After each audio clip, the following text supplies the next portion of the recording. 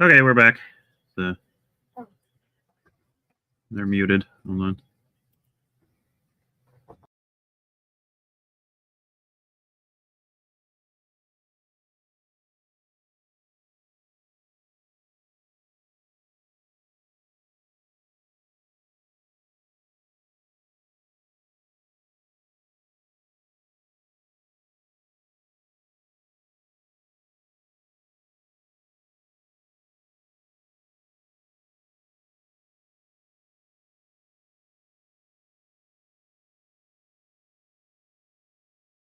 Said tonight. Nope, we were muted the whole time, so nobody heard that anyways. Nobody heard that anyway. All right, we're back.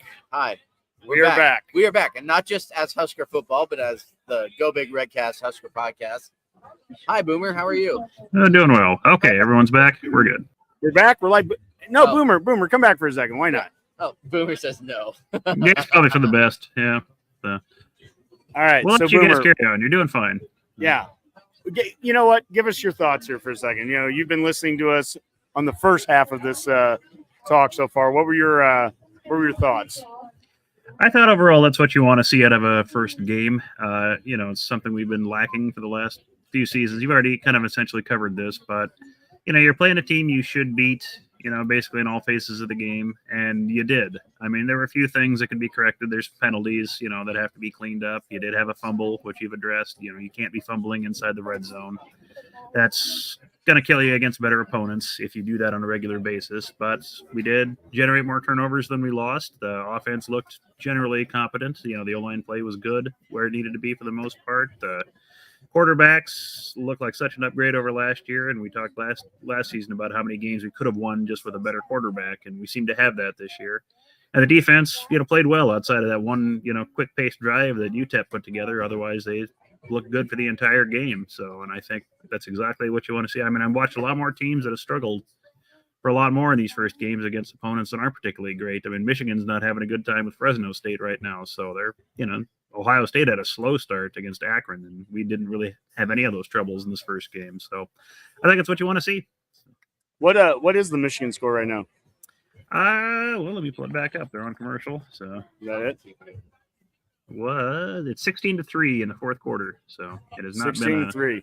Yeah. To your point, Ohio State there, they had struggles with Akron as well at the beginning. So we're winning the Big Ten this year. Is all I hear. Well, I think that's all. That's the biggest takeaway from week one. Is we're guaranteed to win the Big Ten. I think. I can't hear Boomer, so that's okay. No, that's all right. All right, Boomer, we're gonna get back to doing the full screen here. We are back. I love you, Boomer. We are back atop the beer house at 8th and P, the Kincaider Beer House. Yes, the German beer house up here. We have Pinnacle Bank Arena behind us. We've got Memorial Stadium over our shoulder over there to the left. We've got Redcast Talon with us to our right. My right. That's right. We're figuring it out. We're figuring it out. It's been a day. It's hard to do a live show because, and what's funny is I'm stone cold sober. I've had one beer. I know. I went over there to talk to my brother, and I was like, "Yeah, it's a little rough over there, you know." First 5 minutes, Rob spills his drink, and Tyler's like, "Oh, is Rob drunk?" I'm like, "No, the table not is at all. The table is just it's really wild. I don't wobbly. think anyone's drunk over here. No. We're just excited." So I was trying to have a camera set up to view the crowd. The camera itself fell over, which knocked over my beer, which then spilled all over my backpack, which had everything going on over there. We do. We're the Go Big Redcast, and we're doing a live show over here. So yeah, that's and we've got people over here talking to us while we're on live because boundaries. And it's all right. No, it's great. We love Redcasters. And Redcasters are great. But the fact of the matter is that it's not like I haven't done everything else today. Then I started cleaning up beer, cleaning up my backpack, cleaning up my headphones. I had to fix my phone. All right. Let's get back to. I want to talk some football, guys. All right. All right. So we're getting to wide receivers and tight ends. Now we were talking about before we ended there. We were talking about the running back situation, tight end or running backs, wide receivers. What Nair did today. I mean, in the first half, it looked like it was just going to be the Dylan and Nair show. I mean, it was. That was the guy he was going to time and time again. And I tweeted out at one point he threw one kind of into double coverage into Nair, and I was like, I think he's only going to throw to him, the rest of the game. It might have almost been a snotty tweet. I didn't mean it that way, but it was kind of like, gosh, he's only thrown to this one guy. Well, then the next play he threw a touchdown to him. Yep. So I was like, oh wait, hey, no, good job. Well, and you can even tell like they have kind of like a connection together because there are like 3 or 4 throws where he's throwing it like 2 steps before Nair's even breaking. Even cut back. There's a couple curl routes that he hit him on, a couple of hitch routes over the middle where it's just like before Nair even knows the ball's coming, before he's even looking. Dylan knows he's going to be there. He trusts him so much. And I think, you can kind of tell that's his guy. He wasn't really going to Fedoni a ton. He hit Banks like 4 times, but, you can kind of tell he has that repertoire with Nair. Like he wants to find him, and they kind of have a little bit of a connection. And then that's part of like being in that offense, You want to see your guy, before he's even looking at you. You want to hit him. But it looks like he's kind of connected the most with him so far. It seems like Nair came into this offense and almost some of the things I think were kind of built around his skill set, right? And even in the press conference today, he kind of talked about how they had that connection from the beginning. And so that was kind of cool to listen to and hear. And one of the things every single player that wasn't Dylan was asked about Dylan, and every single player talked about Dylan, just the fact that he's going to be a pro. He's going to be a kid. In 2 to 3 years, that guy's going to be starting on Sundays, right? And he's fantastic. And you can call him a Patrick Mahomes wannabe, whatever you want to call him, but the fact of the matter is I hope he wants to be Patrick Mahomes, right? Well, it's like I would love it if my kid was Michael Jordan. Did you see Patrick Mahomes retweeted a Dylan video? Yes. And it's like, how many other teams out there today had Patrick Mahomes retweeting their quarterback making a great play? Like, just from a recruiting standpoint, from it's as a Raider fan, I hate it, but as a Husker fan, I love it. Yeah, so. But you can even kind of tell it's not just the hair, it's not just the look. I mean, there's times where like when he's stepping in the pocket and he makes those little sidearm throws, it's like, man, that resembles a little bit of that. Literally trained with him. He's literally gone with his quarterback coach. Like, people can make fun and call him names all he wants, but the fact of the matter, we saw it today. He produces. Oh, yeah. And I mean, if you're any quarterback in the country, if you're trying to resemble anyone in the NFL, wouldn't it not be Patrick Mahomes? Right. The guy has 3 Super Bowls in 5 years. Yes. He's the best quarterback in the league right now. And some even think he's the greatest quarterback of all time with his talent. His uncle is our offensive line coach, and his dad is on like the Ring of Fame in the stadium. Yeah, the North Stadium. Yeah. I mean, I don't know about you, but I would love to see 2 Raiolas up there on that Ring of Fame up there, right? Like, when's the last time we had somebody worthy of going up there? I mean, and look, the slow the roll people would say, hey, it's one game and it's UTEP. I'm not slowing anything. Well, right now, what I want to see as much as anything is you got to keep taking the steps. So next week, we've got to be better than what we were today. The competition's going to go up. I've heard a lot of people, and by the way, the competition is going to go up. We're going to have to tackle better than we tackled today because we're going to be playing receivers that are better. But I would also say a lot of things that we saw that Colorado had trouble with the other night, I think they're going to have trouble with us next week with. The physicality, when we want to put 2 or 3 tight ends on the field, the same way that North Dakota State did, I said it last night, if you want to slow down Hunter on offense, you've got to beat him up on defense. Well, let's not even talk about what we saw on Thursday night, because whatever. We saw it last year. Yeah, I mean, it's nothing new. It's nothing new. These wide receivers and tight ends that we're talking about are going to have to want to know what the blueprint to beat them from last year would be. The difference is don't turn the ball over. We don't turn the ball over. We run our offense the way that we ran it today. And we play the defense the way we played it last year. Because remember, at halftime, that game was like neck and neck, and it was close. Like we were right there together, Callan. Like we got in on Shedeur like 7 or 8 times. 8 times we sacked him. We dominated their O-line. Yeah. I mean, it wasn't like we weren't stopping. I'll tell you, the key to next week: don't turn the ball over and play your game. So to Rule's point, as you said, Rob, during the post-game press conference, he said that a safety should be considered like a turnover. Let's assume it was a turnover. Let's just call it that. Then we win the turnover battle 3-1 today. We're up 2. We're +2. That was an important goal coming into the game. And really, I think that is fair because if we don't turn that ball over, if we don't have our one, then they don't get the safety either. We probably just score right there, right? So we're up 2-0 anyways. Well, we fumbled it.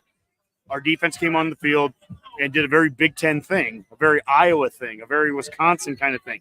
They came on the field, and the defense got the ball right back to the offense. They got us off the field. They gave us points, 2 points there, 23 points in the second quarter. That's huge. Yeah. You know, Dave would talk about, points per play. He goes at the end of the first half or first quarter, we had like 150 some yards, but we had 7 points. We weren't scoring much.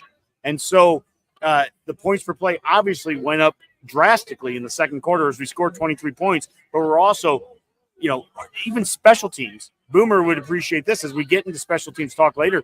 We're catching punts and doing all that. We were getting good field position. So it's not taking us as long to score the points or taking us as far to score the points. That's where your points per yard go up. And another thing you bring up with special teams, yes, we're fielding punts, but we're also like returning them and getting ourselves even better field position than just fair catching it. It felt like last year we either fair caught it or we maybe got 2 or 3 yards, and that was kind of it. And today it kind of feels like with Barney and with IGC that they can make a move and they can go and get us 20, 30 yards and put us in a great position where, Dylan and that offense can go and strike fast and really get the momentum back for us, especially after getting a stop. That's what you want to do. So if we can continue to do that, obviously we didn't play a great UTEP team, but this team was 3-9 last year.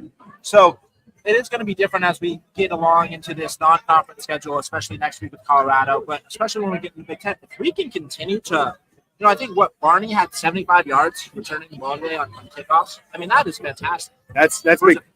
Hey, Boomer, if you get a chance, the sheet that I have, it doesn't have the total number of guys that caught passes, but since we're talking receivers and tight ends right now, the last I saw, I think we had 11 guys catch a pass, and so, but it could have been even 12. Okay, I mean, Carter Nelson goes out there in the second half, and that catch, Rob.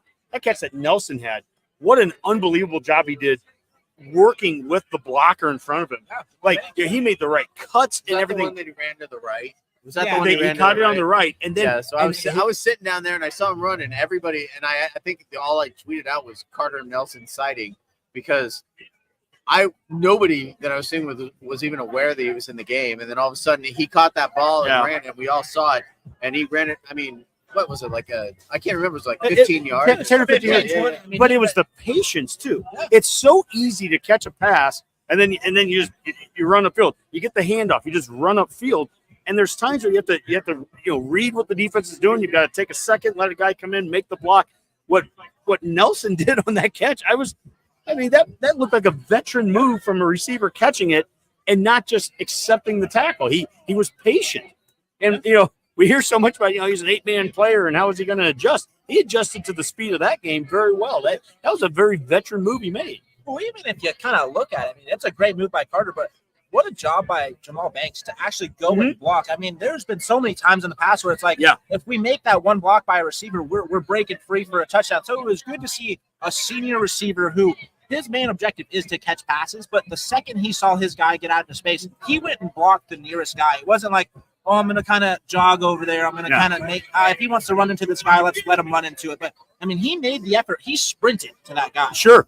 And that goes right back to the play number 1 of the spring game where they threw a little out to Fedoni, and it's Banks, who's 10 yards down the field, taking a defender into the sideline. And this is what fast forwards us a week as well into the Colorado game. And when we were talking about with Hunter, big bodied, 6'4", 220-pound wide receivers. How many, Rob, by the way? Nelson had 3 catches for 21 yards. So I think that's 11 receivers. 11 receivers end up catching a pass today. But those big body guys, and then we're putting 2 and 3 tight ends. Lindenmeyer had catch a Borkature. They threw one too. Obviously, you have Fedoni out there. Well, what's funny is Fedoni only had 3 catches, but for 1 yard, because he had a couple of they were just kind of out routes, really. And one of them he had like a 5-yard loss, which like an RPO type thing. Totally on the receivers missing their block. Yeah. On that RPO. And again, there's a positive in games when something bad happens. There's a positive in games like this when bad things happen. You want coachable moments. there was a very coachable moment on that play, I think it was like a 3rd and 3 or something like that. Yeah, a third it was short distance. and it became a longer distance. Yeah.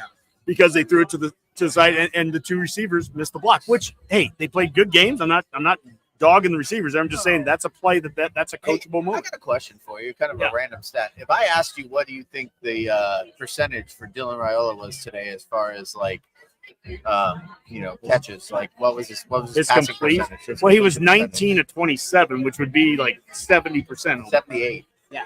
Almost 79. And a lot of the ones he missed, 78.4 actually. and a lot of the ones he missed were Yeah. deep balls. I mean, 19 it to was 20. Yeah, that's what it says. Oh, quarterback. Oh, that was his quarterback. That's his rating. quarterback. I mean, math doesn't work that way. But no, Matt. but doesn't- still, I mean, I wasn't looking. At but it's still completion. right around. It's around 70%. I mean, 19 to 27 is look. That's amazing. That's awesome. How many different stats did we break today? Yeah, 70.3 there. How many different stats did we break today that we didn't do all of last year? We threw for over 200 yards. We're splitting hairs over a quarterback playing great. Yeah. When was the last time we did that? Yeah, I think it's a great moment there for us to be able to be critical of things while winning football games and winning them convincingly. I like that. Boomer, what do we have so far? I saw Rob on TV. This is from Genghis Corn. I saw Rob on TV. Said, "Hey, there's Rob." When was it? Okay, I do have a question for that because I'm curious. Was it the field goal?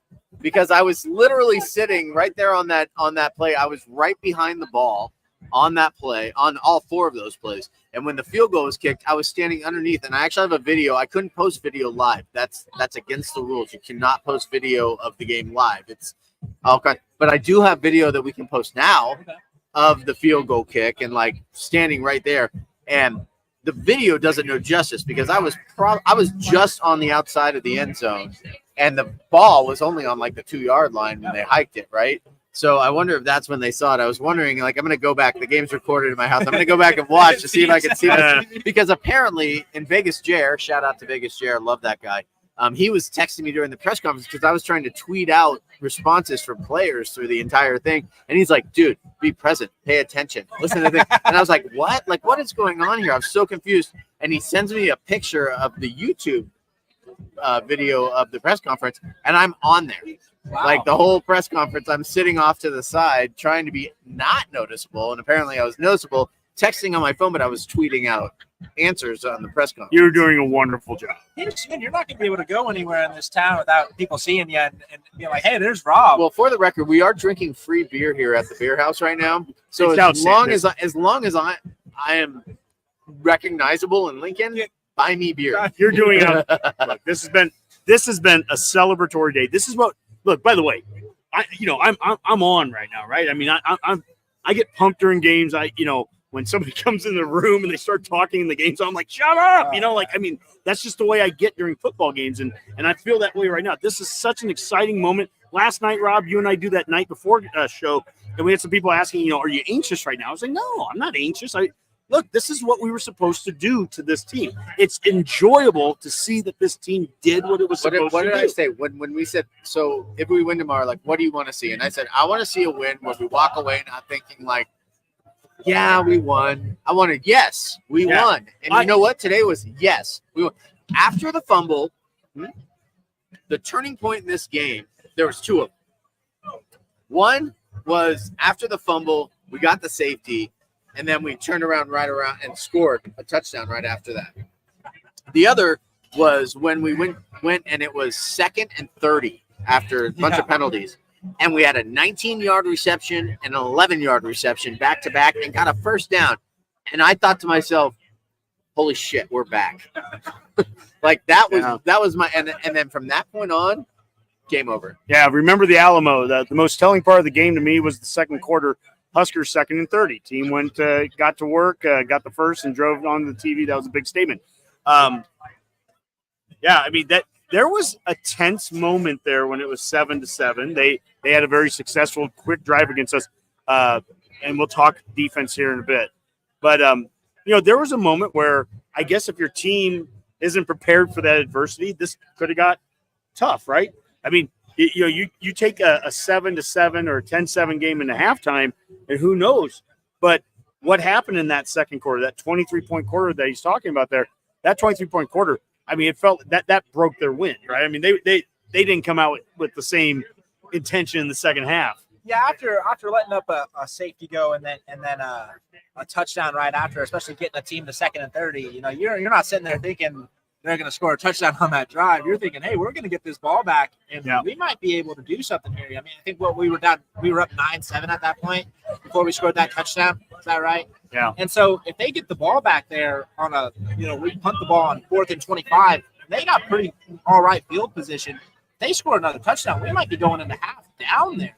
And that's the difference between Rule Year 2 and Frost Year, whatever the year 5. was. Yeah, any year. Yeah. That's the difference. We would have when they tied it up and we went 7-7. My brain was like, "Oh crap, here we go again." Yeah, we're kicking on. But I was like, you know things. what? Yeah. Don't overreact. Just sit we here. do that when we're up 10. And then we only do that when we're up 10. But the point is, in my brain, they scored, and I went in 3 plays. They went like 67 yards in 3 plays or something, and I went, "Oh crap, here we go again." Yep. But then I thought, calm down, let's see what happens from here. And because a lot of teams in week 1 were close scores, right? Like, I mean, hell, Michigan right now is like 16-10. Oregon was 14-7 just a couple minutes ago. I think it's 17-14 right now. Oregon with 9:45 left in the fourth quarter. They're up 17-14 against Idaho. Okay, welcome to the Big Ten. And remember, Oregon's going to come into the Big Ten and they're going to win it right away. Now, they still may, right? This is the first game. We have no idea, but they've got it. But before they can win the Big Ten, they have to get through Idaho. So let's just be very clear about that. And I think, was it Boomer? Somebody said something like, we were up like 7-0 right away in the game, and it was like, hey, we're clearly winning the Big Ten now because we're up 7-0. I think Boomer probably tweeted and Akron. I think Akron was ahead of Ohio State 3-0 at the time.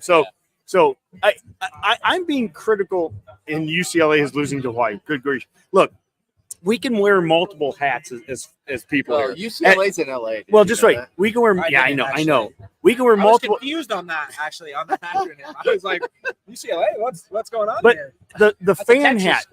I say this a lot as a podcaster. We were talking about Colorado last night, and people will respond and they say, let's just worry about UTEP first. Let's not worry about Colorado. I'm like, yeah, as a player, as a coach, 100%. You worry about UTEP first. That's the team you're playing. As a fan, I'll think about the all 12 games. I mean, I'll worry about, can we make the playoff, right? That's what a fan does. Right now, as a fan, I'm ecstatic about the victory today. I don't have a single issue. We won by 33 points. We do what we need to do. If I put my coaching hat on, if I put that hat on, that's where you start to critique fumbling the ball at the 5-yard line, or Nair, not catching that deep ball, or the 2 receivers that missed the block on Fedoni on a 3rd and short. That's where you can critique that. And I think and you can have an intelligent conversation about how do we get better at those things, because we need to do those things better 1 week from now when we're playing Colorado. Absolutely. And you even kind of look at like Hartzog. I don't want to get too much in defense yet, but you look at like Hartzog, he lets up a huge touchdown. And it's kind of a thing we've seen from him, where he's a great zone defender. I mean, he runs everywhere. He does everything. But he might be our worst, like when he's playing corner, if he's man-to-man, he might be our worst man-to-man corner for our starters.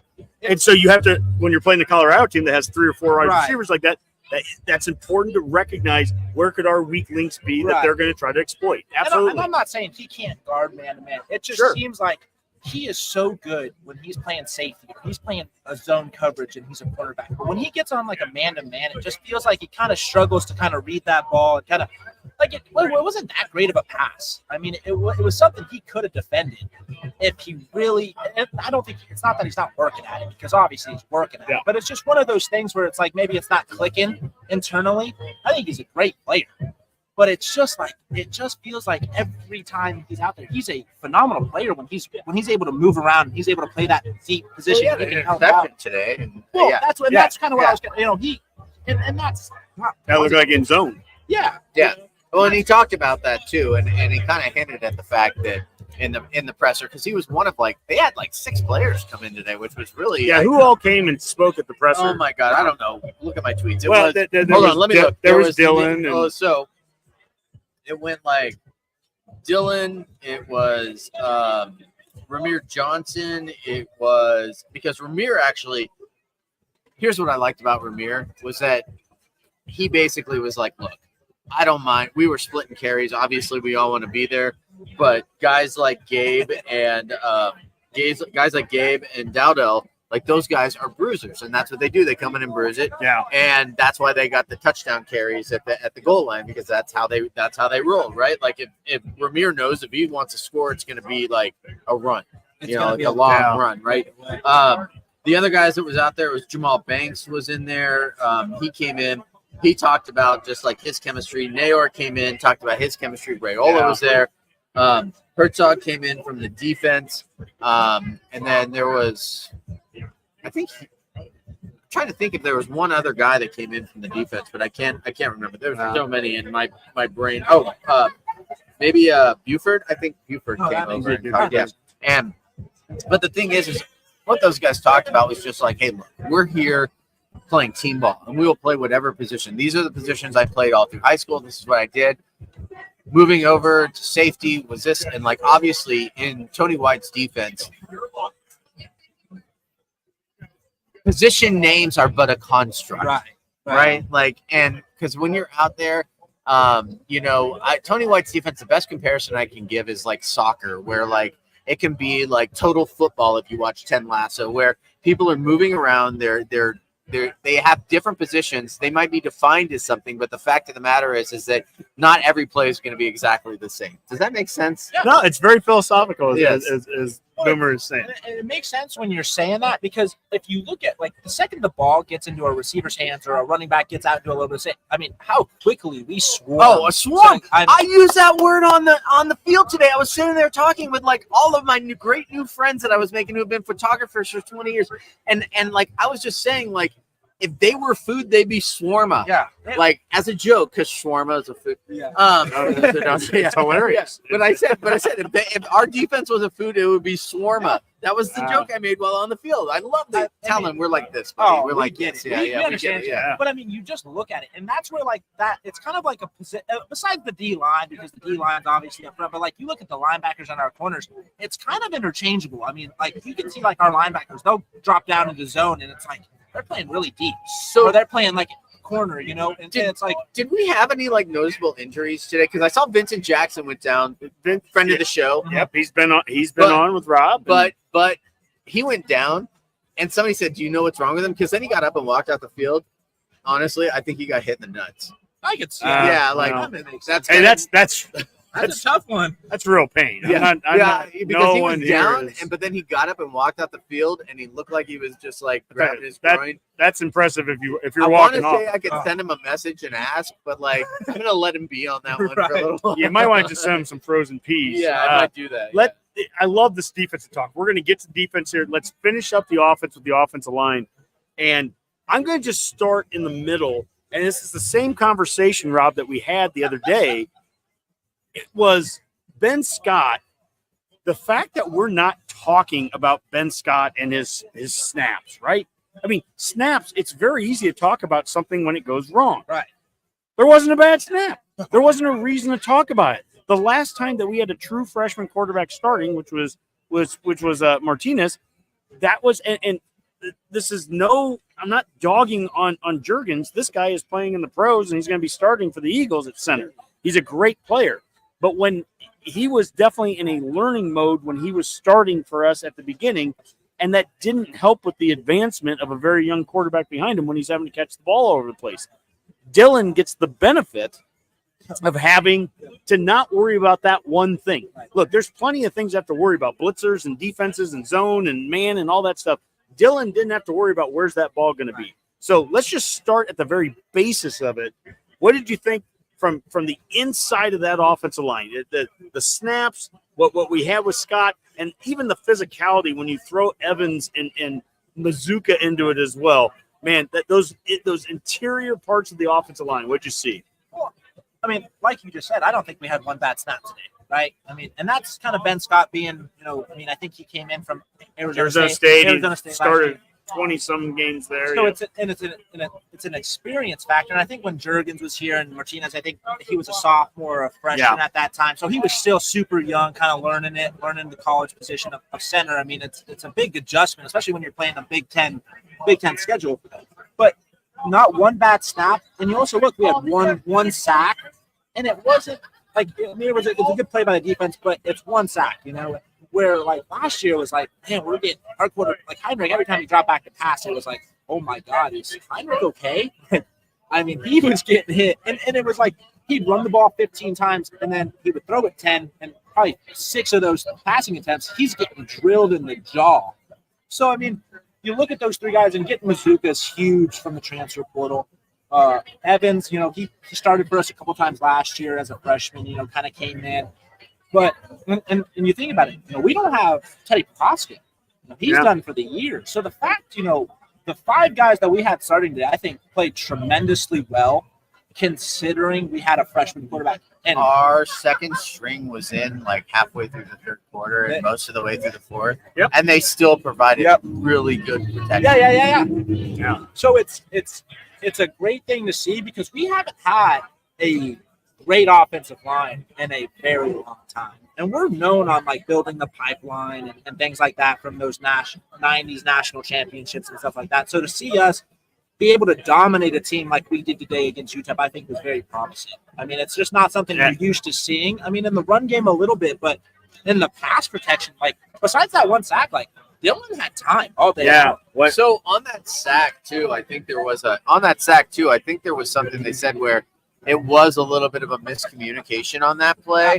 And I think the snap was a little bit off, but I can't remember. I'll have to go back and watch it because my angle on it was weird because I was at the other end of the field. But Rule brought it up, and he said other than that, but like the way he kind of like was like, I'm glad we weren't perfect. Because I was just going to say that.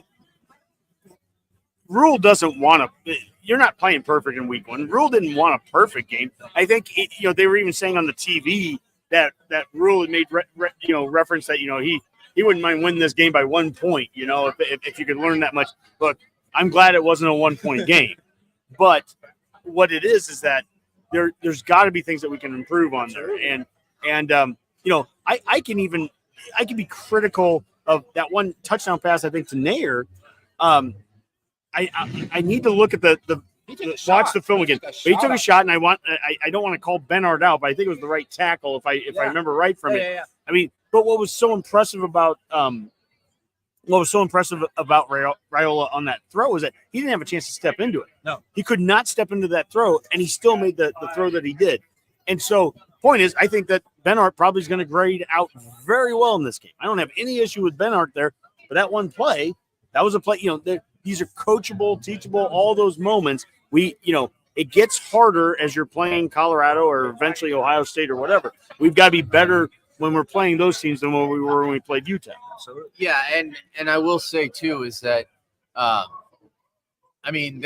there's so much of a difference in that quarterback play. I was noticing today some of the things like up close where, like from a year ago, you're saying, just from like 5 years ago, from like 20, 10 years ago. Well, but like some of the throws that Dylan made, like that the naysayers would say, well, they didn't catch those balls, or like, why is he throwing that there?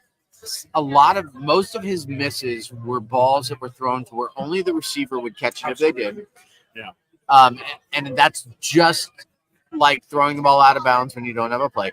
But also, how many PI did we get where he threw the ball there because he saw that the receiver was beating the DB, and he knew that either the receiver was going to catch it or the DB was going to have to grab him. I mean, look, 2 or 3 of those. I mean, that is professional level quarterbacking. His right IQ there. is out of this world. Oh my God!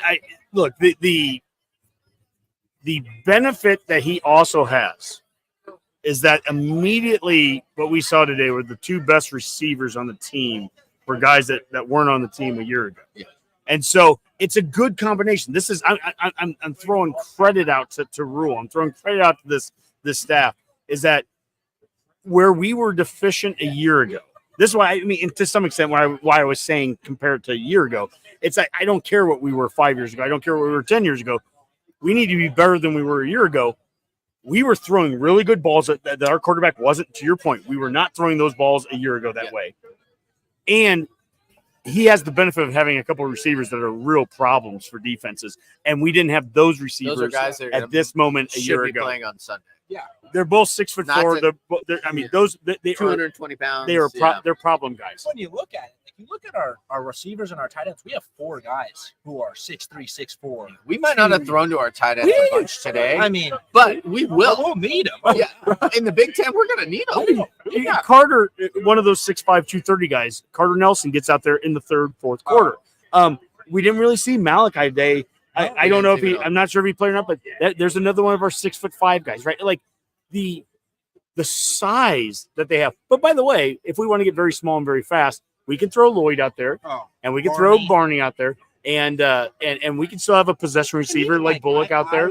ICG or IGC. I mean, we have so much depth in that wide receiver room. It is ridiculous. Like, and the fact that we were able to acknowledge that, because you look at our guys last year, like who was starting. Billy Kemp was what, 5'5", and that's a joke. That's a joke. He was maybe. He might be 5'7". You know, he was not big. Alex Bullock is not a big guy, and those were 2 guys that we were passing to a lot. You know, and Bullock needs to be a fullback and probably should have ran the ball. We got. What's up, man? Surprise guest? Surprise guest. What? We got I mean, Alec Bullock. Oh, come on over here, man. He should be a fullback. you know, We might have a surprise guest coming. Oh, he should have at it. Yes. How we doing, guys? I'm Tristan Wiesmeyer. I'm a stand-up comedian. I just be doing open mics in Lincoln. You know, we're about to have a little bit of fun here. Maybe tell us a little bit of jokes. What are we talking about? Sports? Absolutely. We're talking about the game today. We're talking about football, but Talking about okay, the game. say your name again and speak into the mic here. I'm Tristan Wieselmeyer. I do stand-up comedy All right, give us your best here in joke. Lincoln. What's your best joke? You're putting them on the spot here, guys. Put me on the spot. You know, I mean, it really depends on the audience what my best joke is. My newest joke, I will tell you. For context, I'm coming up right to the mic. This is my opener.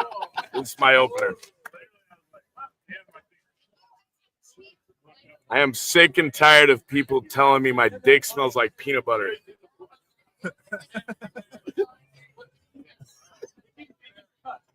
Okay.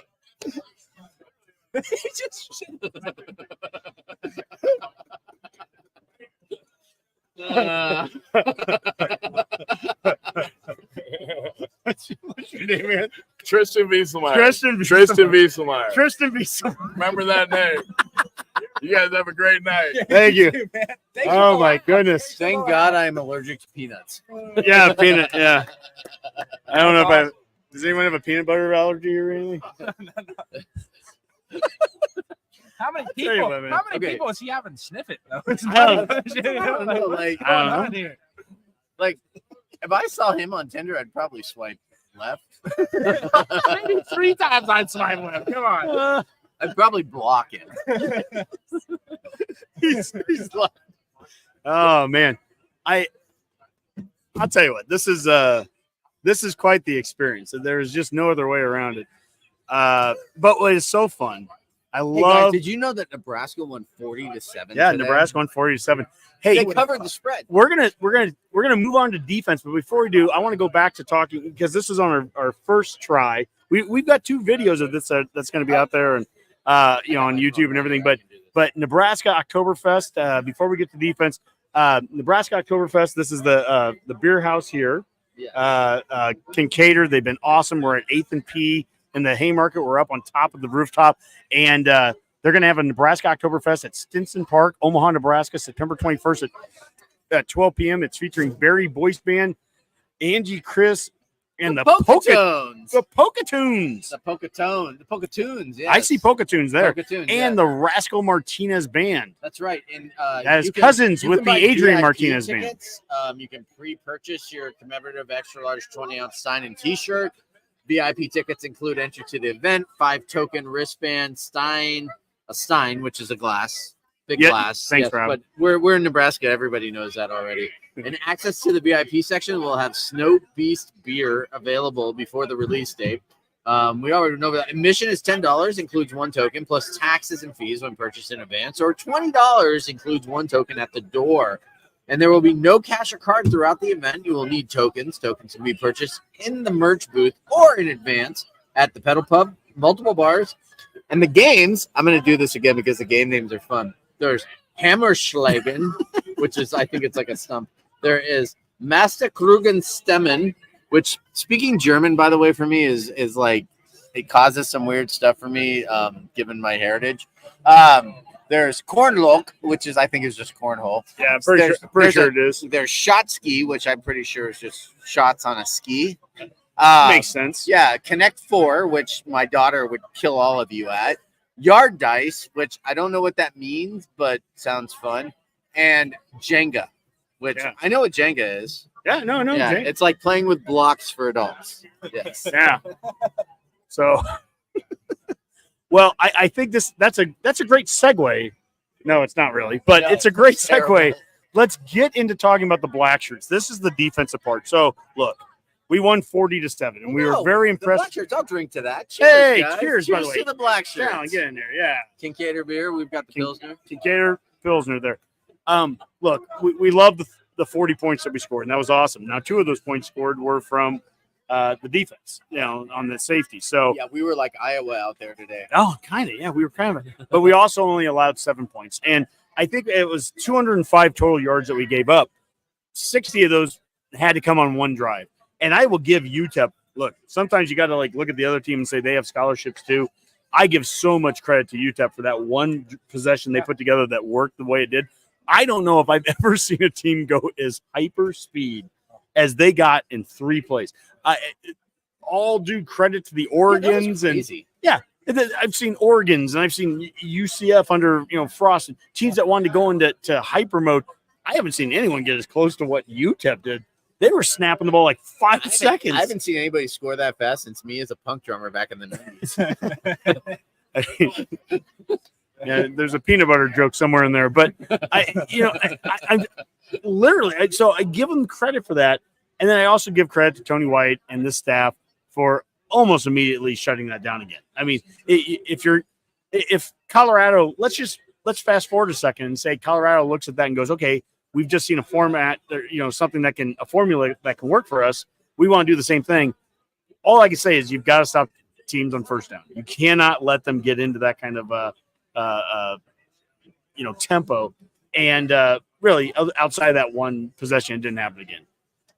Yeah, no, it really didn't. I mean, and that's what Tony White's kind of been really good at through his tenure, as being a defensive coordinator. Is he's okay with making adjustments. He's perfectly fine with it. He senses something and he'll switch it up. He'll change it. He'll put some different guys in, and he is not afraid to play the younger guys, even in crucial moments. We saw it last year. We kind of saw it today. He likes to rotate. He likes to keep guys fresh. He likes to, mix it up, give different personnel packages, make an offense really, really thick. And they did have like you guys are saying, I mean, it was one of the fastest drives I've seen in a long time. Even in the last I'll give them that 10, 15 years where the spread offense and that hyper speed offense has really, really picked up. They went so fast. The only problem I really have with that is sometimes we like to drop off a lot as corners and our safeties. It's kind of a thing where teams will get used to that. Better teams, they'll sense it. They'll run drags, they'll run hitches, they'll run quick routes if we're gonna drop off like that. It's like we saw it a couple times today where they ran 6 or 7 wide receiver screens where they had 2 guys out to the boundary. We had 1 guy up on the guy that was up front, and a guy was 10 yards back. And we got 8 yards from it, 7-8 yards from it every single time. So that's something we do need to watch out for. But as we're playing, Colorado and the receivers that they have, that's absolutely something they could do. And we're only going to play teams that are going to get quicker. I mean, Colorado's going to get quick. Look at this stat for a second. Possession time, Nebraska today had 38 minutes, 32 seconds to 21 minutes, 28 seconds. And isn't okay. That And when you compare that to what NDSU was able to do against Colorado, that seems to be pretty important too. Yeah. Now, at the end of the day, points still wins football games. So if Colorado goes out there and scores, 45 points on a bunch of three play possessions, the way that UTEP had that one, that's an issue, right? Yeah. So we have to do whatever we can do to get them off the field without scoring points. But that you want to keep an explosive offense from scoring that amount. You want to win time of possessions the way that we just did today. And honestly, the way that North Dakota State was able to stay in that game with Colorado by winning that time of possession the same way. And that's exactly what we want our offense to be, right? Yes, we have Dylan Raiola, and he's going to be able to sling it. But our main priority is to run the football. I mean, that's why we ran it with 4 different running backs today. I mean, that's what Rule wants. He wants to be able to run the ball. He wants to control the clock. And even when we were passing it more than running it, it wasn't like we were going up tempo. We were huddling most of the time. We want the ball. We want to control the clock. We don't want our other team to have possessions. And that's what Rule wants. That's what he's talked about from the second. You said we want to run the football on offense. We want to stop the run on defense. Absolutely. And that is a perfect segue into the defensive line here. And that, I mean, look, what did they have for rushing yards against us? Under 80 rushing. Their leading rusher was Javon Jackson. He had 10 carries for 39 yards. Their total rush yards was, they had 24 rushes for 56 yards on us. Okay. Look at that. And you compare that.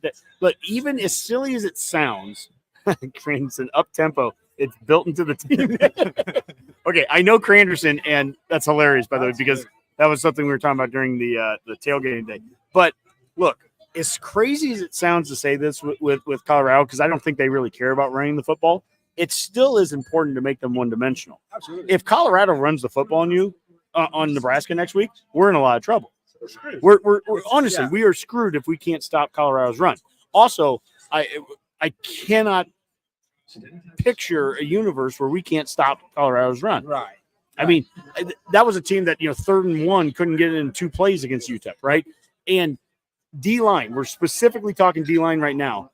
Not only did they do a great job, obviously, against the run, that sack that Ty Robinson had, I mean, he destroyed that quarterback. We had pressure coming from multiple lines. When Kai Wallen and James Williams were getting out there, that's a second and kind of third string lines. It was so impressive to see what they could get without really having to do a whole lot of blitzing. Yeah, no, they get in one-on-one. I mean, if you're going to block us with 5 guys, we're going to find a way to rush 5, and that's what kind of that Tony White defense is. Have that Rover come in, have that Jack come in, have those different kind of, rushing attacks, have those different avenues, have those kind of those staggers, those switches, those cross. They do so many different things with Tony White in that defense that they do create pressure without really having to blitz a ton, like you're saying. And you do that by stopping the team from first down. Absolutely. By stopping the run, by getting in favorable second and third and long situations. If you want to get creative, if you want Tony White to get creative in his defense, you do it when you're at 3rd and 8 and 3rd and 9, not at 3rd and 1. You're not doing crazy blitzes and all those things when it's 3rd and 1. And so I thought the D-line today, obviously, it held up very well. Yeah. That D-line, I mean, you didn't even really hear a lot from Nash. I mean, he was fine. He did his job out there, but it wasn't about big stats and everything. No. There wasn't anywhere to run. There was no place to go. And the thing that I love, when you think about our D-line, who do you think of first? Nash and Ty Robinson, right? Yeah. And those are the 2 guys that it's like D-line Nebraska right now, Nash and Ty. But, like, how many times did you see plays where both of them weren't even on the field? Oh, gosh, yeah. One of the examples we talked about in the second quarter where it got a little dicey and then the team stepped up. Mm-hmm. I think one of them was a 3rd and long where their quarterback scrambled and actually got the first down. I was like, geez, it's that letdown moment. We let them get the first down. How many times a year ago did that happen where we gave up a 3rd and long? Like, this is going to lead to points, right? This is a problem moment. And I think the next 2 plays that might have been actually when Ty had the came on right away. Yeah, and we had 2 straight tackles for losses. Oh, yeah. And next thing you know, it's 3rd and 20 something again, and we get them off the field. And they're punting, right? It's that these are the moments of improvement. And I realize we say this that it's with UTEP in mind, but I really don't care who the opponent was. Yeah. It's not the opponent. The opponent so many times is us. Yeah. Because, I mean, we talked about that Colorado game a year ago, and the opponent so many times was us. Yeah. We would hand the ball to them. We would snap it with a guy in motion, and it would hit the guy in motion, and we would find a way to fumble that way. The opponent was us, and we would find ways through turnovers and mistakes to lose it. This game tonight, I like that there was a moment of tenseness when it was 7-7, and the team overcame that. I think that's growth. I think that's what you expect in year 2 of Rule. I think Rule will watch that film, and he'll enjoy watching some of those moments when it got a little tense and he got to see something out of his teams. Yeah, baby. We got some buddies over there. There's kids coming over and throwing the bones. I love it. Sorry, it's like 8 years old, kids throwing the bones. That's what you want to see, Husker fans. I was ordering us some food before the kitchen closed. I got us some pretzels. Oh, thanks, man. Dude, Look, dude, pretzels. I am a multi-purpose podcast. Pretzels, German beer. This place is awesome. If you have not been to the beer house at 8th and P Street in downtown Haymarket, Lincoln, this is owned by Kincaidor. Kincaidor's out of Broken Bow, Nebraska. Custer County there. I got a lot of family from Valley County right next to that. Central Nebraska there. Kincaidor. Kincaidor's all over the place too. I mean, just off the top of my head, I know they have something in downtown Grand Island. I think they have a tasting room and like I think I'm saying this right. I think it's in the Exarban area of Omaha. But point is, they're killing it. I mean, Kincaidor's doing an outstanding job, and they've been awesome hosts to us up here. So thank you very much, like Beer House. Everybody here is like, quite frankly, I'm not gonna lie. I put this together like yesterday afternoon, randomly texting with like managers and other people here. Like, hey, wouldn't it be cool if we did this? And honestly, like, given all of like the heartaches and the pains that we went through just to get it set up, like normally things like this where we do this live are done over the course of like weeks or months, right? Yeah. And we did this in less than 24 hours because Rob's like, hey, I'm coming to Nebraska and I think we should do this. And somebody said free beer and I freaked out. Yeah, Rob did freak out over free beer, but you know what? It is free. Boomer, before we get to linebackers, are there any questions or are there any comments you want to put up? Anything you want us to talk about from all the followers? Thank you so much. Dion, who was watching us last night, did the German kid get in for a play? I don't know that if I saw him get in, but I know we saw him on the sideline. I watched the game at Max, and I know we saw him. Oh shoot! And I'm German kid? Yeah, the offensive lineman. He just joined over the summer, and I'm forgetting his name, but there's an umlaut I think in it. I did see the guy that did not transfer. He just enrolled at Nebraska and came here and said he wanted to play. Mac, so let him play. Mark Fly or Mac Markley. Right? Yeah. He was on the sideline before the game. And I got a picture of the back of his jersey. Marty McFly. Yes. Hello, McFly. Just joined. Yes, and he was on the sideline, and he actually had a T-shirt with his name on the back, and he was sitting with the guys who were injured, watching, and underneath like the nice, cool benches and everything like that we have now on that west sideline. Yeah. And so I wouldn't be surprised to see him out there probably in the next week or two. Yeah. What else? Yeah, we're moving to linebackers and Jack here. Oh, is that what we're doing? Oh, what? I'll give you a joke. Colorado's defense, corner to corner. Oh, that's awesome, man. Linebackers and Jack. One of the guys I thought that just really showed out. He was all over the field. Was Makai Bear. Outstanding job there. His stats. I'm seeing like 2 unassisted tackles and 1 or 3 assisted tackles, 5 total. That and 1.5 tackles for loss. That does not, in my opinion, fully explain what that kid was doing. He was flying. He was everywhere. And again, think about this being year 2 of Rule and the whole concept of no excuses that I gave earlier this offseason with Dave and I would get into it when we talk about this. But like, there's an excuse. There's a built-in excuse right now at inside linebacker that we don't have Javen Wright. Right? We don't have him. But they've developed players like Makai Bear. They've developed players like John Bullock. They've brought in guys like Stephen Thompson from Syracuse, who's played multiple seasons under Tony White. They recruit Shavers, and all those guys are playing. By the end of the game, you've got McGahee playing. Yeah. Willis McGahee. It's incredible. What's that? Nebraska volleyball won. Nebraska volleyball. 3 sets to 1 over TCU. They lost set 3, 25-23. So that was a close one. But other than that, they absolutely destroyed. Just dominated, except for that one where we won 25-23, but it looks better when we do it. But we won 3-1. So Genghis Corn says, do y'all think Tony White kept his rush packages vanilla? I think he absolutely kept things vanilla on defense. And I'd also say there's a lot of things that we didn't show on offense. And I will compare that. I think that's a great question. We didn't have to show a lot because we won 40-7. When you're winning by 4 yards, and let's not forget, Colorado won by 4 yards. If they had something to show, they had to do what they had to do to win. Yeah. I'm not saying that Colorado doesn't have something that can be They had new. their starters in the whole game They played against an FCS team. Absolutely. I mean, let's put and I'm not trying to be cocky about this. We have to play a great game against Colorado. All those things, we have to be better next week than we were this week. None of that is different. But let's put things in perspective. They were playing their guys until the very last minute, and because they were in a close game.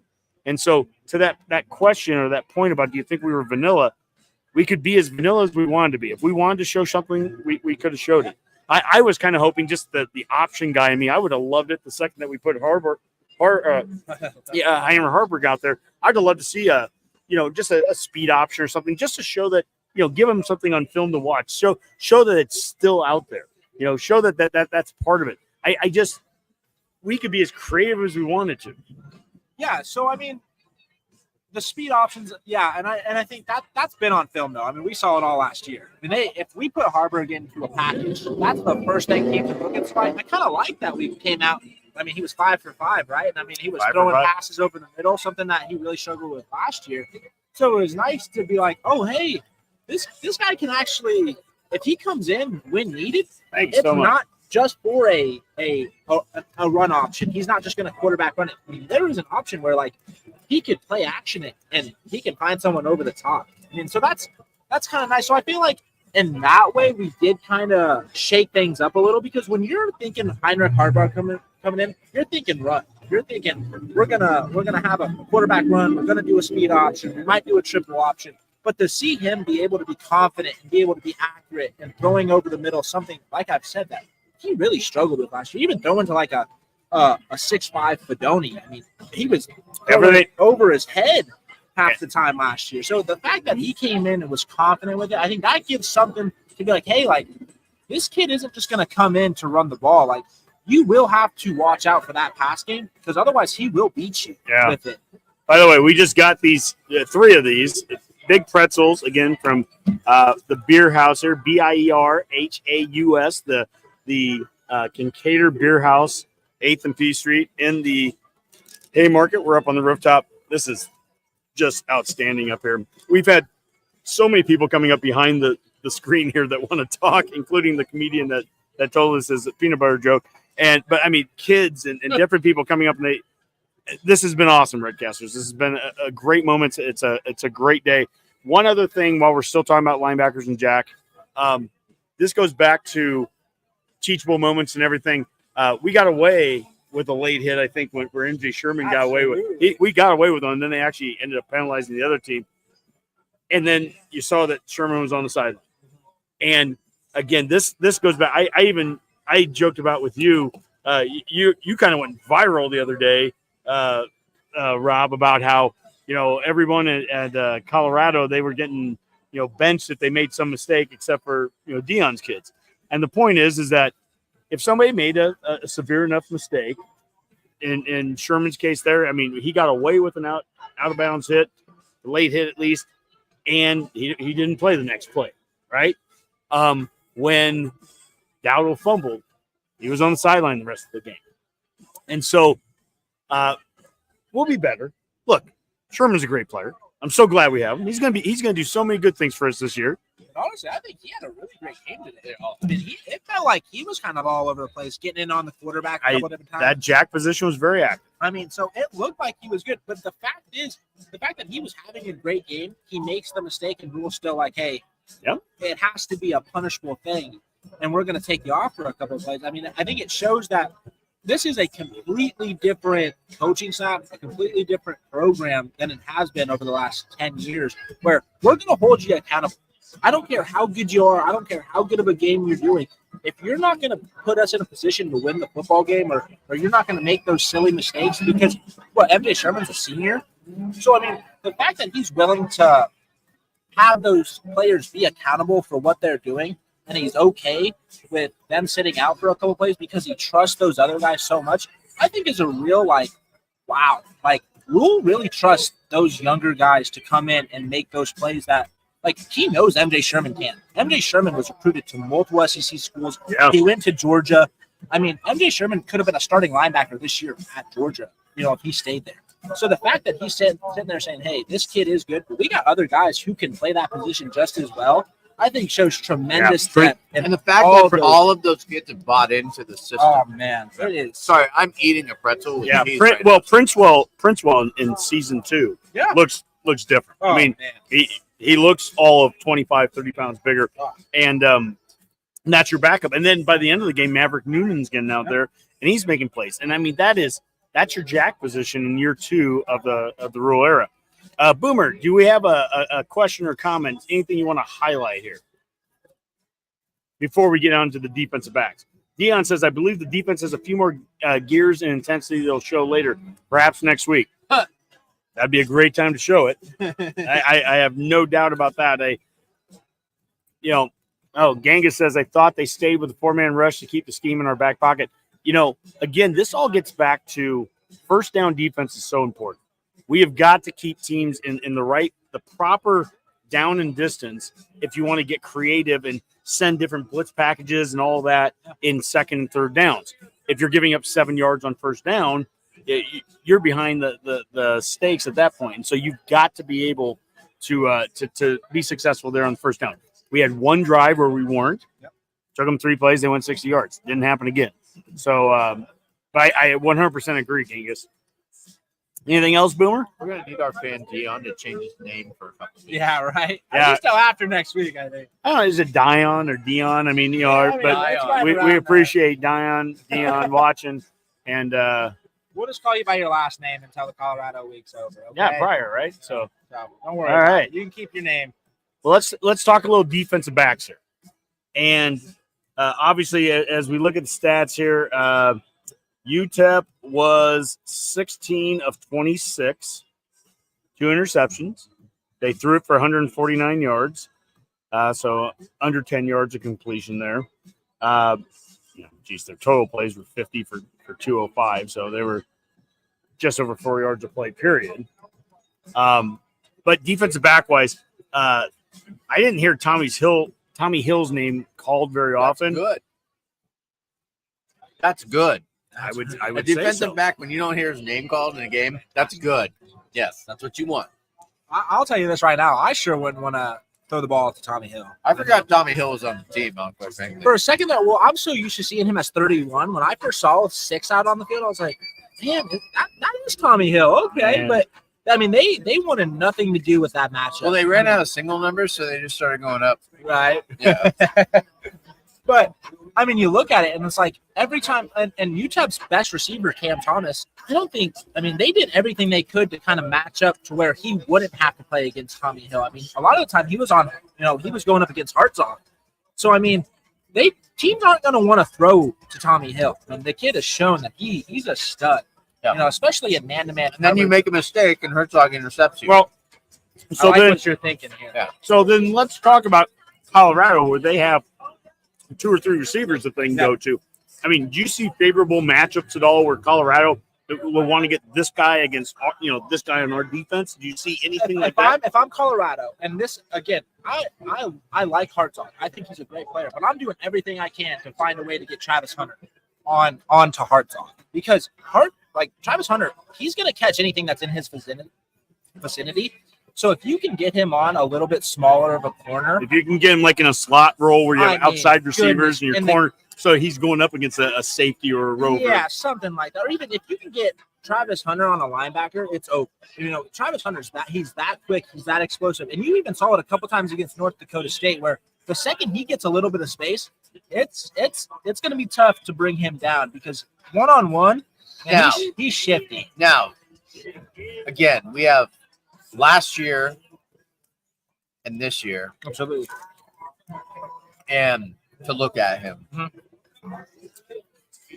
Do you think that our coaching staff now, as it stands, is going to allow us to put up defensive fronts that basically allow Hunter to basically be in mismatches? Or, I mean, I only see them as like, hey, look, they are basically two-dimensional on offense, right? Because their run game, pardon my language, but we've already had is shit. It's not there. All right?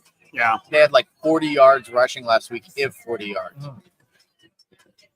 The fact of the matter is that if we have somebody that can shadow Hunter the entire game, Right.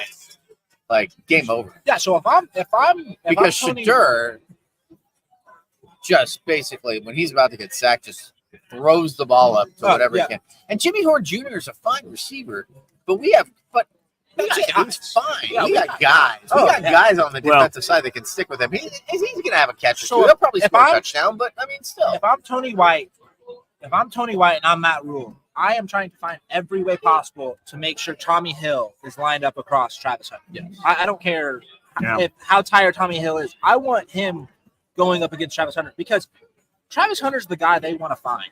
I mean, they like Jimmy Horn. Jimmy Horn's fine, but Shador has made it very clear, like, Travis is the guy.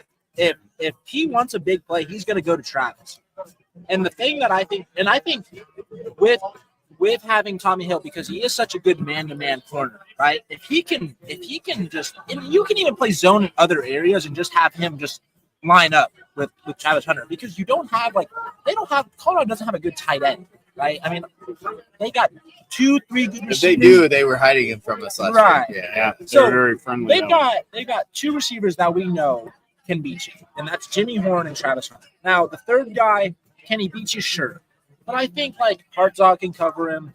I think Buford could cover him. I even think Gifford could probably cover him. I could probably cover him. I think know what I'm saying? But Travis Hunter's the difference maker. And people who don't think Travis Hunter's for real, I don't think you watch enough football. Yeah. Because that kid is real. He is going – if he is not a top 5 pick when he comes out, No. I think There NFL are teams- 2 guys on that team that if they were Raiders next year, I would not. and I don't even care that he's at Colorado. Yeah, I want him on my team. Yeah. he's very real. I mean- Now, is he the same player at play 80 as he is at play 1? And It that's looks like it. It looks like I don't know, man. He was looking beat by the end of the first half against North Dakota State. Wait Like, till- what I'm saying where is it comes what with, I'm like, saying Until is we beat him up on offense. beat him up. and North Dakota State did not do what I would call a sufficient enough job of making him work on defense. Yeah.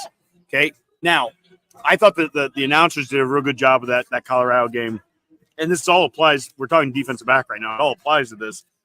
Is that it's about alignment, right? How can Colorado align him in positions where they're favorable for him? Well, for one, when they would put him on the side of 2 receivers and he was either the inside or the outside, I think that put Colorado at a disadvantage. It gave them an opportunity, gave the defense an opportunity to do a 3-on-2 coverage guy. And what they were saying is get him in positions where he's the one guy. He's the only guy on whatever side of the field there. And I think that, if I'm Colorado, I would try to come out in that kind of situation. Now, this is all about getting yourself aligned correctly before the play even starts. And I actually think we benefited a little bit from UTEP today. All the pre-snap stuff, some of the things where they would have 5 guys lined up on one side and then do a Bill Callahan shift to something else. That was so stupid. It's stupid or not. It's But just it does. it mess up forces your- you at least have to line up. You have to align correctly to it. And so why wouldn't Colorado, by the way, who does a lot of those kind of shifts as well, why wouldn't they try to do the same things to get the right matchup, to get the right guy on the right defensive guy? So this is where Tony White is going to have to earn his money this week, is making sure that we are getting guys that are in the right position to cover the right guy. Can I ask you Simply a question real quick? Too? Yeah. Talon, you're eating a pretzel with a fork. Yeah. Yeah, he's not a Neanderthal like me. Man, I'm on. If we weren't on this podcast right now, this pretzel would be gone. Okay. Oh my So- gosh. I ate my entire pretzel. I'm and just then trying to have used the camera. manners. Is all. Okay, I'm not That's- saying no, you you're don't, being Nebraska Look. nice. Look. We're not just saying this because they are sponsoring us. I've come here before they were. I've come here before they sponsored us. I've taken my mom down here before they have I the took your mom huge. down here too. Yeah, the huge You German guys have a nice sausage. time Yeah. on the The huge Marty German and I go on sausage really and And my gosh, the pretzels and everything. The food is great. Beer House Lincoln here, Kincaidor Brewing Company, 8th and P. I mean, this is outstanding. I want to see some of the questions people are asking, the conversations that's going on. So, I mean, we got 51 comments on the second show. I do want to say one thing. I think playing UTEP today does help us next week because Colorado wants to go up pace too. Yeah. So I mean, kind of getting used to it with how it's almost like we did that on purpose, right? Right? Like, yeah, they will have all 5 DBs all game versus the Puffs, the Buffs. Yeah, Tommy and Marquis versus Hunter and Horn with safety help, one over the top. Hey, listen, Corn. We don't want to end up on some random Sports Illustrated fan blog and then having them calling Keith Mann to like ask questions. Because Keith Mann actually does know who we are, and I would prefer not to have any questions asked Keith Mann. So we can just call them the Buffs for now. It's fine. And something that I've kind of noticed, and like besides the interception that should have been caught by Deshaun Singleton, how important is he going to be this week? I mean, and how much help is he going to have to give on a one-on-one matchup with Travis Hunter? I mean, he's going to be so beneficial for us. He reads the ball so well. Now, should have been an interception. I mean, it hit right off his hands, but he is so focused on like, hey, if this guy catches it, he's going down right away. Yeah. So Deshaun Singleton's going to be an impact player next week because if he can have that safety help over Travis or Jimmy Horn and make Shador hold that ball, our defensive line is getting in on him all day long. Yeah, Boomer, I think you brought up a great one here from Dion again. If the crowd is as loud as the 2014 game against Miami and we don't turn the ball over, we probably win. I mean, I think that you're going to see an environment very similar to what you saw in 2014 against Miami, very similar with what you saw in 2022 against Michigan, very similar to what you saw in 2022 against Northwestern, or 2021. Am I saying getting that right? That was that first night game where they did. Yeah, it's 2021. The first night of so that was 21. I was at that one too. That was electric. That was one of the best. We need to Memorial Stadium. Husker fans, Redcasters, Memorial Stadium needs to be the 12th, 13th, 14th, and 15th man on the field next week. It needs to be everything that Memorial Stadium is known for nationally. The reason that we're a blue blood still, despite 7 straight not going to bowl game seasons and all that, Nebraska football is the fan base. It's Memorial Stadium. It's the support. It's all those things. And you have not just an opportunity, you have a responsibility if you're sitting in a seat next week to be in that seat until the end of the game, to be as loud as you can be, to make it as hard as you can possibly make it on the Buffaloes, and to do what to Colorado, what I think Folsom Field did to us last year. Yeah, we were not ready for that. We were not ready for it. No. And so that's the opportunity that's ahead of us. So, anyways, that should be a lot of fun. Yeah. Hopefully it snows next week and we can pack some snowballs full of batteries for Colorado because they're right in front of the student section. I know. Yeah. Hey, Boomer, I want to bring Boomer on here for a second. Did you sit in the student section? I didn't. But I will say one thing. Okay. Our student section is kind of disappointing. How so? After halftime, half of it was gone. Well, not the guys. So there's like 2 student sections. Yeah, there's like on the left or on the right, but like the ones that you're ones on my left when I was on the field, the ones on my left, not the ones in the south end zone, but the ones kind of in like the right by the band, right? Yeah. Those guys were fun. It was hot and there were cakes, right, Boomer? No, I probably would have been. Those guys were there the whole time, but the ones up top, yeah, they left. Like half of them were gone. In all fairness, by halfway through the third quarter, it was over. Yeah, I actually have videos somewhere on my phone of people leaving. Oh yeah. Well, I want to bring Boomer on here. Boomer, I'm going to bring you on the stage, and special teams here. We're done talking about the defense there. Boomer, I mean, we've talked about we caught some punts. That's a step up. We had the opportunity to kick a very makeable field goal, about a 20-yard field goal. We gave up one long punt return, at the very end of the game. We kicked the ball off out of bounds. I mean, how would you give an overall assessment, all those different aspects of the special teams? You are our special teams coordinator on the Redcast. What is your assessment of the special teams play? Well, I think this kind of goes similarly to the discussion we had about the defensive backs. If you don't hear anyone talking about them really, then they generally did their job because it didn't cost you the game. There's still some mistakes. You can't kick the ball out of bounds. I mean, that's just an error. You just cannot do that. I mean, there's no excuse for that end of it. But the rest of the kickoffs were generally good. And, this was the first time I've seen like actual punt return yardage in seemingly years. I mean, I think we had about 75 or like 25 yards of punt return, which is something crazy, and a 75-yard kickoff return, so yardage. So that's always nice, So that's something we've lacked for quite a while. And I thought Bashini, he wasn't called on the punt a whole lot, but his 2 punts were good. I mean, he averaged about 48 and a half yards, so you want that too. So again, you didn't miss any field goals. You made all your extra points. You just got to keep those balls inbounds on those kickoffs and just keep establishing those punt returns. I mean, and then we got to see Castaneda and stuff back returning punts. He didn't get a whole lot of action on the wide receiver end of it, but at least he's contributing there during the game.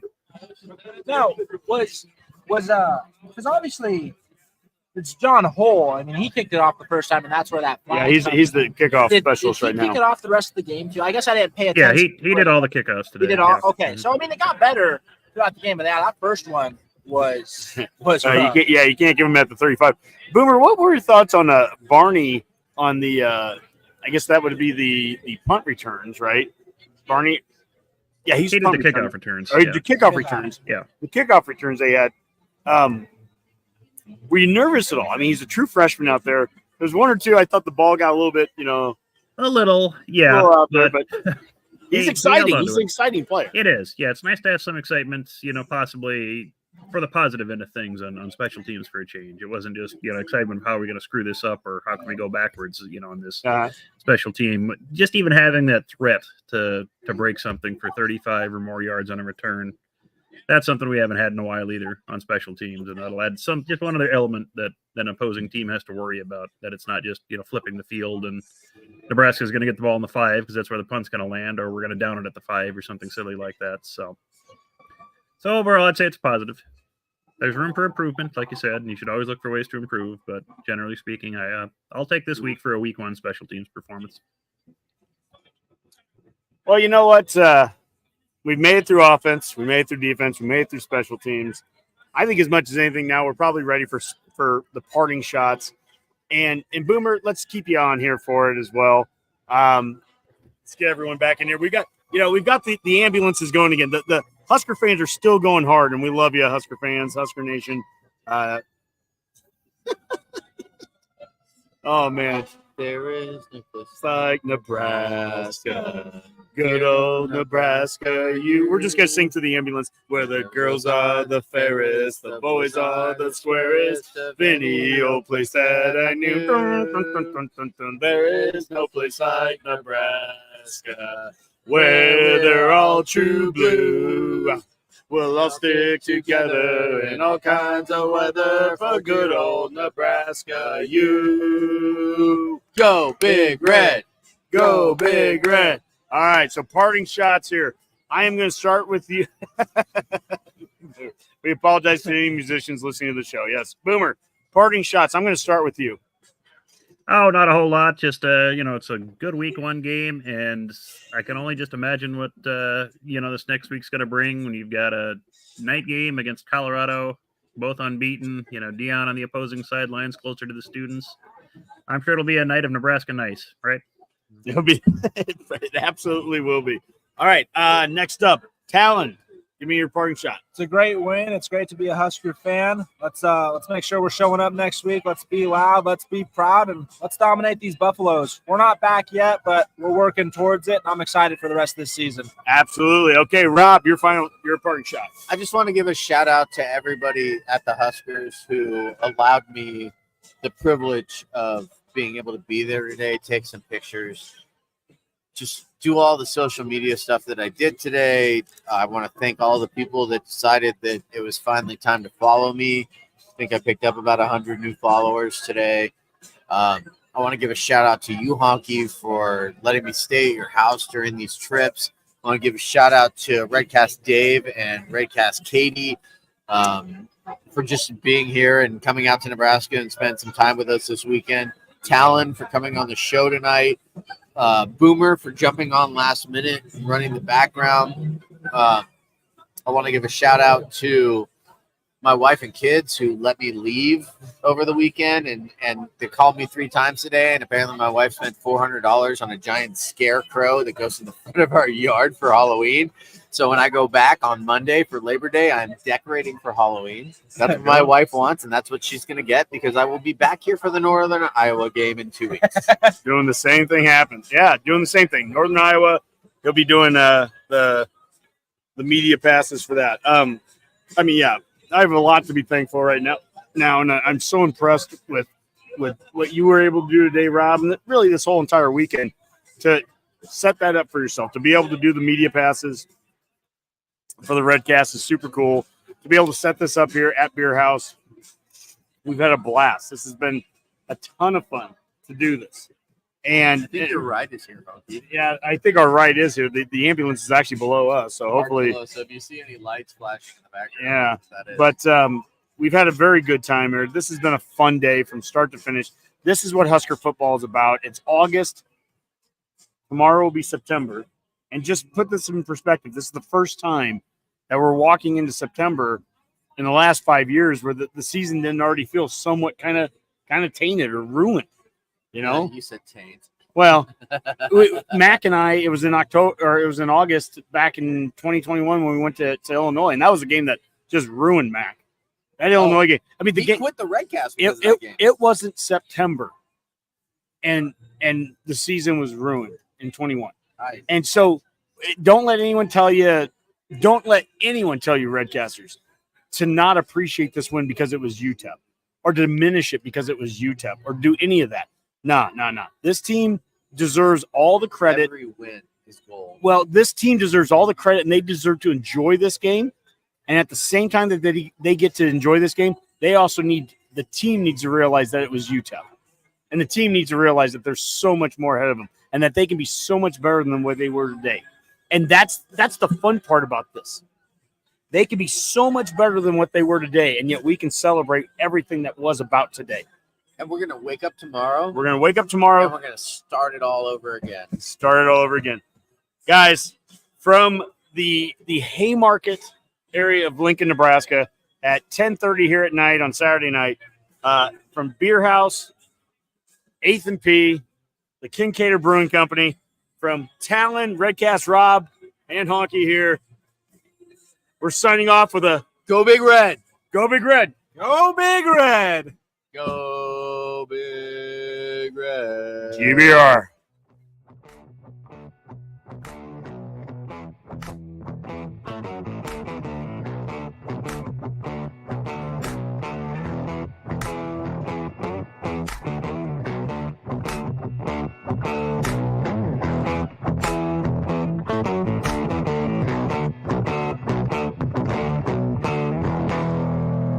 A Herd at Sports Network production.